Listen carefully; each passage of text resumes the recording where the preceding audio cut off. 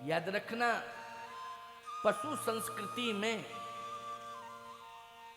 और सनातन संस्कृति में सबसे पूज्य है गाय। बोलो है कि नहीं? बोलो है कि नहीं? और संपूर्ण देवी देवताओं का वास किस में पाया जाता है? बोलो भाई। भले ही वो पशु संस्कृति में पैदा हुई है गाय, लेकिन उससे महान कोई है नहीं सनातन संस्कृति में। बशर्ते वेद लक्षणा गाय होना चाहिए।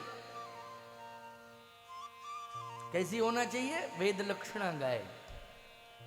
आज गाय का स्वरूप बिगाड़ दिया लोगों ने। केवल अधिक मात्रा में दूध मिल जाए, क्यों? इसलिए अधिक मात्रा में दूध मिल जाए। प्यारे, वेद लक्षणा गाय का 100 ग्राम दूध भी जानते हो कितना महत्वपूर्ण होता है? 100 ग्राम दूध अगर आप नित्य ग्रहण करते हैं वेद लक्षणा गाय का, तो मैं दावे के साथ कह सकता हूं, नित्य अगर आप सेवन करते हैं और नियम और संयम से रहते हैं,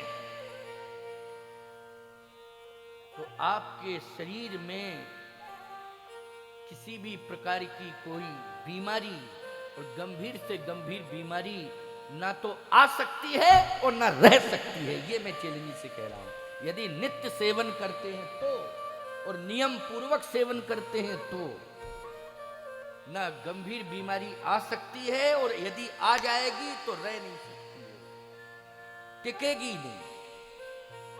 केवल 100 ग्राम दूध, कितनी ताकत है? बोलो भाई, कितनी ताकत है, कितनी क्षमता है? मैं कहता हूं, वैद्यों से पूछो स्वर्ण भस्म की कितनी कीमत है। कीमत है और कितनी ताकत है। कीमत तो जो सोने का काम, भैया शराब जी बैठे हैं, आपके नाम के बाद में क्या लगा है? मैं तो यही पढ़ता हूं ना, अरुण जी शराब।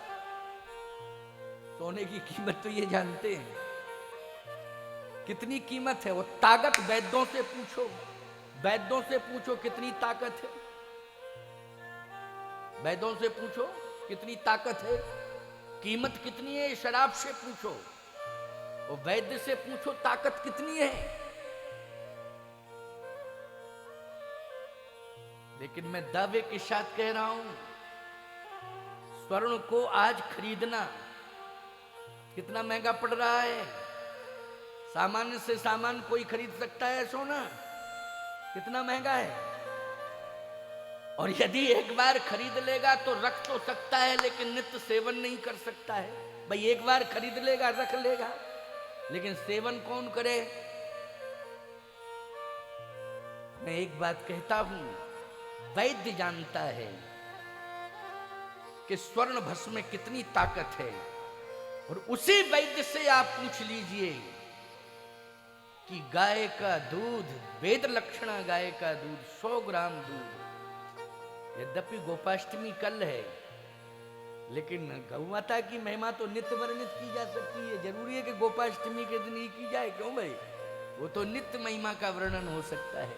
100 ग्राम दूध वेद लक्षणा गाय का अगर नित्य व्यक्ति ग्रहण करे, उसका नित्य सेवन करे, तो स्वर्ण भस्म से भी 100 गुनी ताकत वेद लक्षणा गाय के दूध में हुआ करती है। प्यारे, 100 ग्राम दूध ही नित्य लिया जाए, 100 गुनी ताकत उससे मिलेगी। स्वर्ण भस्म से 100 गुनी ताकत। अब बोलो, हर गरीब 100 ग्राम दूध देसी गाय का, वेद लक्षणा गाय का ग्रहण कर सकता है कि नहीं? बोलो, प्रत्येक गरीब 100 ग्राम, उसको गाय पालना है, सेवा करनी है, 100 ग्राम दूध तो दे ही देगी वो। क्यों भाई, दे देगी कि नहीं दे देगी?